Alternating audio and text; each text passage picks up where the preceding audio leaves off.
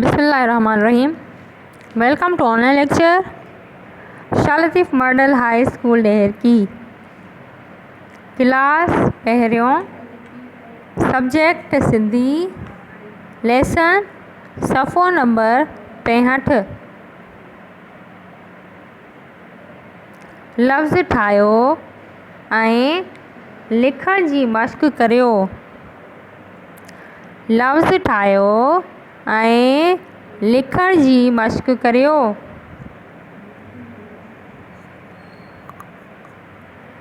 लफ़्ज़ ठाहियो ऐं लिखण जी मश्क करियो। वारो अॼु असां नून खे लफ़्ज़नि सां मिलाईंदासीं। जीअं आहे घड़, हथ, चर, वट, दर। इन्हनि जे अॻियां पाण नून लॻाईंदासीं। जीअं आहे घड़, घड़ मां थींदो घड़नि। हथ आहे, हथ मां थींदो हथनि। चर, चर मां थींदो चरनि। वट, वट मां थींदो वटनि। दर, दर मां थींदो दरनि। ॿारो तव्हां मूंसां गॾिजी पढ़ो। घड़, घड़नि, घड़नि। हथ, हथनि, हथनि। चड़, चर, चरनि, चरनि। वट, वटनि, वटनि। दर, दरनि, दरनि। उन खां पोइ आहे कपिड़ा, चोटा, रांदीका, कमरा, छोॾा।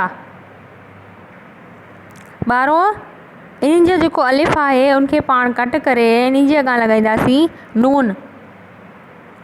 जीअं आहे कपिड़ा, अलिफ़ कटे इन जे अॻियां लॻाईंदासीं नून। कपिड़ा मां थींदो कपिड़नि। चोटा मां थींदो चोटनि। रांदीका, रांदीकनि। कमरा, कमरनि। छोॾा, छोॾनि।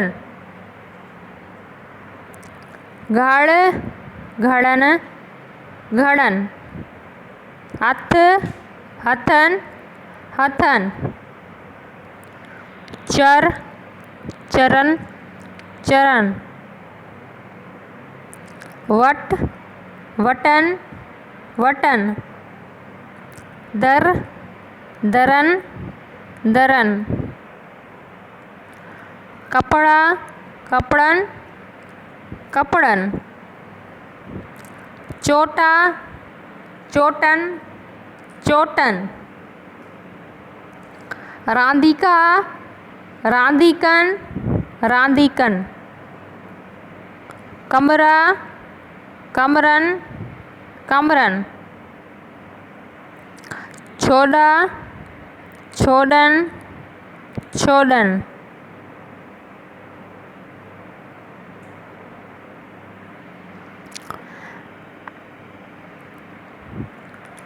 ॿकर, कुर्स, काप, नाल, छोकर।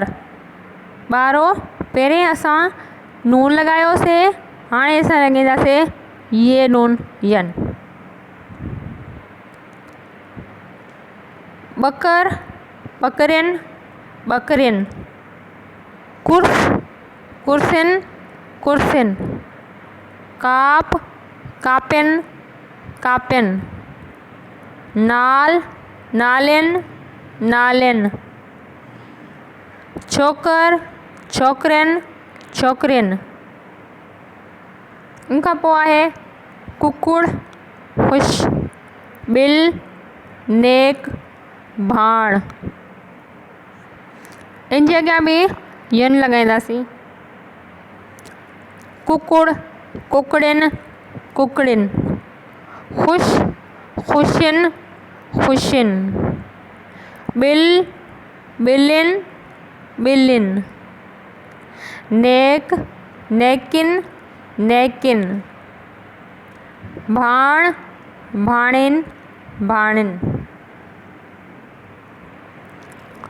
12 इहो पाण खे लिखणो बि आहे ऐं पढ़णो बि आहे। तव्हां मूंसां गॾिजी पढ़ो।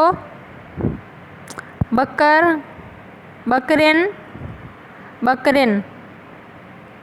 कुर्स कुर्सिन कुर्सिन। काप कापिन कापिन। नाल नालिन नालिन। छोकर छोकरिन छोकरिन। कुकुड़ कुकड़िन कुकड़िन। खुश खुशिन खुशिन। बिल बिलिन बिलिन। नेक नेकिन नेकिन। भाण भाणिन भाणिन।